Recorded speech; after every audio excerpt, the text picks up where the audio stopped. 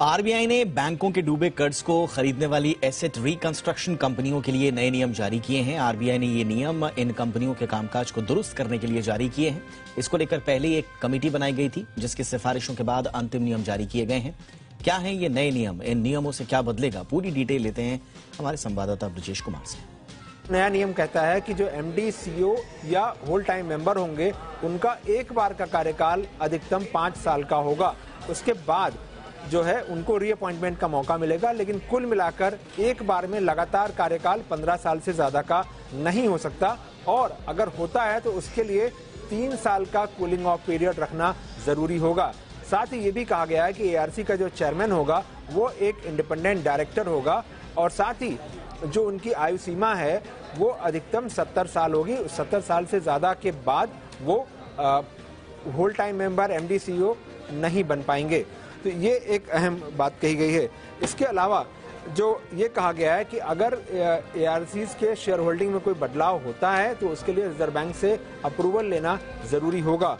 साथ ही जो मौजूदा नियम हैं, इनके जो नए नियम हैं, इनका पालन करने के लिए 6 महीने का वक्त दिया गया है।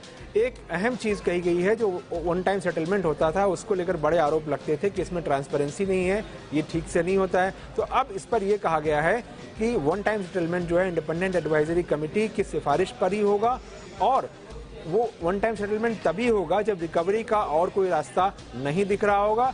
साथ ही जो सेटलमेंट का अमाउंट है वो लमसम में एक बड़ा अमाउंट रिकवर होने पर ही जो है का प्रपोजल आने पर ही वन टाइम सेटलमेंट कर सकेंगे। मैनेजमेंट फीस को लेकर बड़े आरोप लगते थे कि एआरसी कंपनियों के लिए एक बड़ा कमाई का जरिया बन गया है, भले ही रिकवरी हो या नहीं। तो अब ये शर्त रखी गई है कि जो मैनेजमेंट फीस होगी वो जो जितनी रिकवरी होगी उसी के आधार पर, उसी में से ही ये जो है मैनेजमेंट फीस जो एआरसीज वसूल पाएंगे। साथ ही ये भी कहा गया है कि जो नेट ओन फंड की शर्त है वो अब 100 करोड़ के बदले 300 करोड़ रुपए होगी। यानी जितनी भी नई एआरसीज की अर्जी आएगी उनके लिए कम से कम नेट ओन फंड की शर्त 300 करोड़ की होगी, और जो मौजूदा है उनको 31 मार्च 2026 तक नेट ओन फंड की जो शर्त है वो 300 करोड़ की पूरी करनी पड़ेगी।